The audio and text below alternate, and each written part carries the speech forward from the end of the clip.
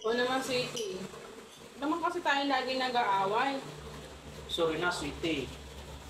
At tulad niyan, paano ako lalabas? Ganito yung itsura ko. Ang pagpapasok ko sa trabaho, paano ako papasok? Ganito yung itsura ko. Opo, sorry na, sweetie. Hindi na po naman ulit. Sorry na. Ano natin ngayon? Anong gagawin natin ngayon? Sorry na, sorry na. Oo, kumain ka na. Lumakas ka. Huwag na kasi tayo mag-aaway, ha?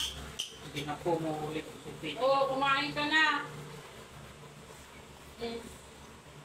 Palakas ka, kailangan mo yan sa trabaho. Sorry na po. Pa.